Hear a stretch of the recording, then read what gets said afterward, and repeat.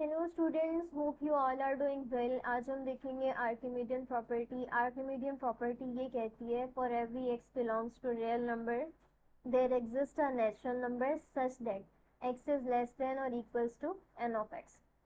यानी कि हर real number के लिए कोई ना कोई नेचुरल नंबर ज़रूर मौजूद है कि वो उससे बड़ा है या उससे इक्वल है। इन शॉर्ट ये कि नेचुरल नंबर की कोई हद नहीं, हम जितना बड़ा रियल नंबर ले लेंगे उससे बड़ा कोई ना कोई नेचुरल नंबर हमें मिल जाएगा। सो ये चीज़ हमें प्रूव करनी है। हम इसे प्रूव करेंगे with the help of contradictory condition. तो हम इसका कॉन्ट्राडिक्शन ले लेंगे। हमने क्या लिया कि n is less then x है। सो अगर n is less then x है तो by the definition of upper bound x is the upper bound of n। ठीक है। सो अपर बाउंड x जो है वो नेचुरल नंबर की अपर बाउंड है। And by the completeness property of r, अगर किसी नंबर की अपर बाउंड मौजूद है तो लाजमी सी बात है उसकी लीस्ट अपर बाउंड भी मौजूद होगी। लीस्ट अपर बाउंड का मतलब ये कि उसकी सुप्रीमम भी मौजूद होगी। हमने कह दिया कि उसकी सुप्रीमम जो है वो u है। अच्छा स्टूडेंट्स, मैंने upper bound, lower bound, bounded set, unbounded set, इस सब का मैंने डिटेल में एक्सप्लेनेशन प्रीवियस लेक्चर में अपलोड कर दिया, आप वो देख लीजिएगा। अच्छा, अगर हमने ये कहा कि किसी भी सेट की एक्स अपर नेचुरल नंबर की अपर बाउंड एक्स है तो उसकी कोई ना कोई सुप्रीमम भी होगी, यानी उसकी लीस्ट अपर बाउंड भी होगी। हमने कह दिया कि u जो है वो उसकी लीस्ट अपर बाउंड है। सो अगर u लीस्ट अपर बाउंड है तो u माइनस वन, उससे बिल्कुल एक छोटा एलिमेंट अगर हम ले लेते हैं तो वो तो उसकी अपर बाउंड नहीं होगा, क्योंकि अपर बाउंड जो है वो u से बड़े एलिमेंट्स होंगे। तो हमने क्या किया, बेसिकली ये जो स्मॉल u है ये सबसे छोटी अपर बाउंड है, इसको हमने सुप्रीमम का नाम दिया। सो u सबसे छोटी अपर बाउंड है तो बाकी जितनी भी अपर बाउंड्स हैं वो इस u से बड़ी होंगी। तो हमने u माइनस वन लिया जो कि अपर बाउंड नहीं था नेचुरल नंबर की। सो हमने क्या किया, there exist some n belongs to natural number such that u minus one is less than small n। हमने क्या कहा कि u minus one small n से छोटा है। कोई भी नेचुरल नंबर हमने लिया और हमने कहा कि u माइनस वन एक ऐसा एलिमेंट है जो उस नेचुरल नंबर से छोटा है, क्योंकि अगर वो सुप्रीमम नहीं है तो फिर लाजमी सी बात है वो u माइनस वन जो है वो नेचुरल नंबर से ही कहीं ना कहीं बिलोंग कर रहा होगा। तो हमने क्या कह दिया कि u माइनस वन जो है वो स्मॉल n से छोटा है। फिर मैंने इसमें दोनों साइड पर वन ऐड करवा दिया तो ये क्या बन गया, u is less then n plus one. अब देखा जाए तो n जो है वो नेचुरल नंबर है। नेचुरल नंबर में मैंने वन ऐड करवाया तो भी नेचुरल नंबर ही आएगा, where n plus one belongs to natural number. So अगर n plus one natural number है तो ये तो फिर कॉन्ट्राडिक्टरी कंडीशन होगी, क्योंकि u तो सुप्रीमम था। सारे के सारे नेचुरल नंबर इस u से छोटे आने चाहिए थे, यानी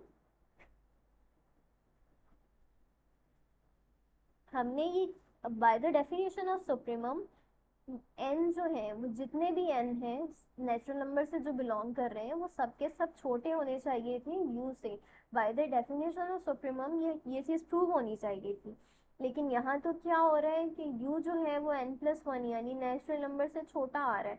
तो इसका मतलब ये कि ये कॉन्ट्राडिक्शन हुआ, और अगर ये कॉन्ट्राडिक्शन हुआ तो हमने स्टार्ट में जो कंडीशन लेट की थी कि n is less then x, तो ये चीज़ यहाँ पर कॉन्ट्राडिक्टरी कंडीशन साबित हो गई कि you n is less then x नहीं है बल्कि x इज लेस देन और इक्वल्स टू n है।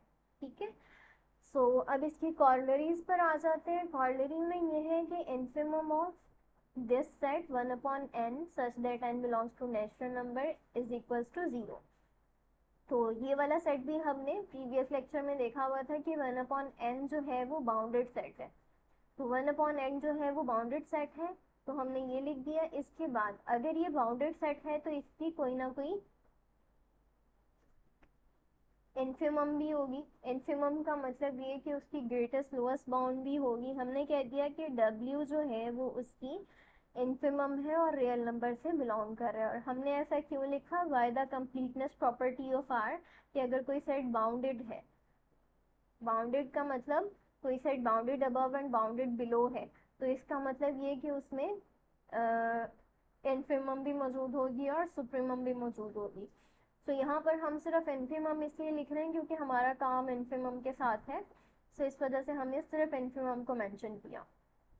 सो हमने ये देखा कि इसकी इन्फिमम या तो जीरो है या जीरो से ग्रेटर है। सो हमने क्या लिख दिया कि W इज ग्रेटर देन और इक्वल टू जीरो। सो हमने अब क्या किया कि एक रियल नंबर लिया एप्सिलॉन जो कि जीरो से बड़ा था, यानी पॉजिटिव रियल नंबर लिया हमने। अगर पॉजिटिव रियल नंबर का इनवर्स लेंगे तो वो भी जीरो से ग्रेटर आएगा। फिर हमने ये लिखा कि there exist some n belongs to natural number such that by Archimedean property ये चीज़ होल्ड करती है कि रियल नंबर से बड़ा कोई ना कोई नेचुरल नंबर ज़रूर मौजूद होता है। सो हमने क्या किया है कि अगर हम नेचुरल नंबर का इन्वर्स लेंगे तो वो इस रियल नंबर के इक्वल आएगा। ठीक है, सो मैंने क्या किया कि ज़ीरो जो है वो ग्रेटेस्ट लोएस्ट बाउंड थी, तो तमाम के तमाम नंबर जितने भी हैं इस सेट के अंदर वो इस ज़ीरो से ग्रेटर होंगे।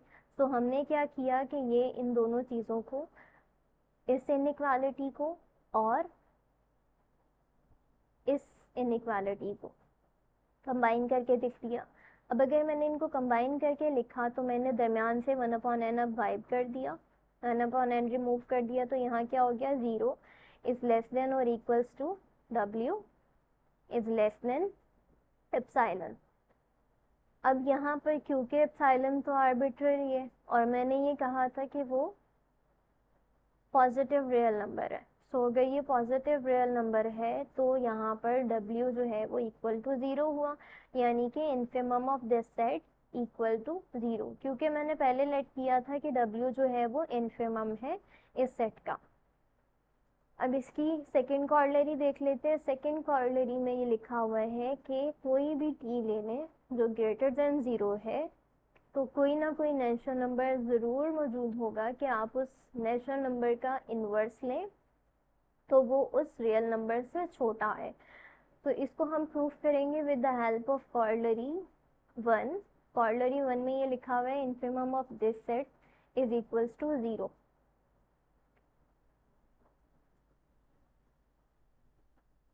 अच्छा, अब हमने क्या किया कि ये लिखा क्योंकि t जो है वो इसकी लोअर बाउंड नहीं है।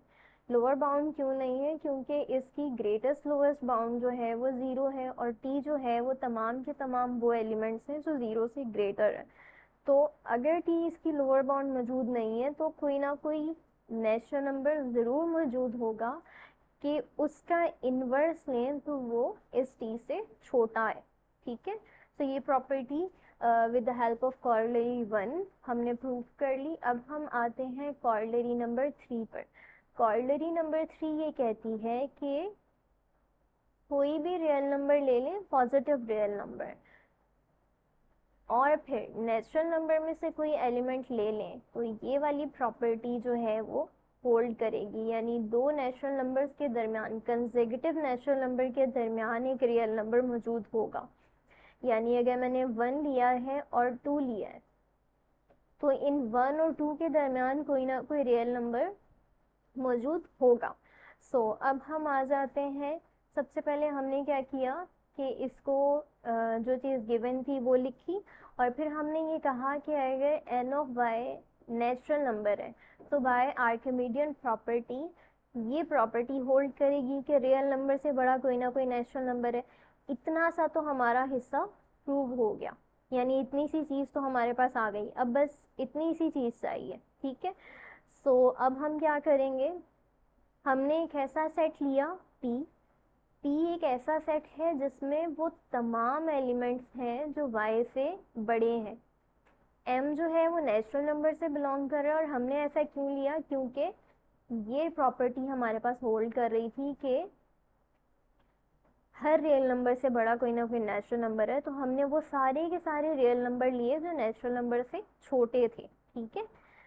अगर ये इसके अंदर कोई ना कोई एलिमेंट हमने मतलब इसमें अगर हमने सारे के सारे वो एलिमेंट्स लिए जो नेचुरल नंबर से छोटे थे, तो इसका मतलब ये हुआ कि ये एम्प्टी सेट नहीं है। So by well ordering property of natural number ये कहता है, well ordering property of natural number ये कहती है कि there exist a least number से n of y in P, यानी इस सेट के अंदर एक सबसे छोटा एलिमेंट जरूर होगा जिसे हमने n ऑफ y का नाम दिया।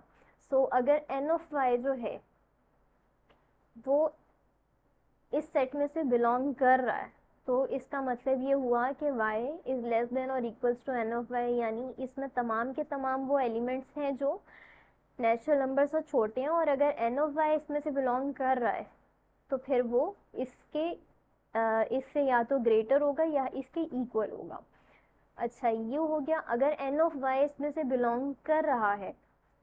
n ऑफ y सबसे छोटा नंबर है, तो इससे जो छोटा नंबर होगा n of y minus one, वो इसमें से बिलोंग नहीं करेगा, इस सेट में से y p सेट में से, यानी n ऑफ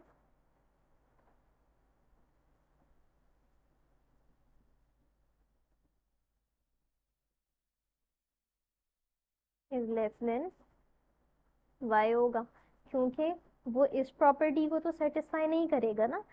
तो हमने ये लिख दिया, और फिर हमने इस प्रॉपर्टी को और इसको कंबाइन किया तो हमारे पास ये प्रॉपर्टी आ गई, ठीक है।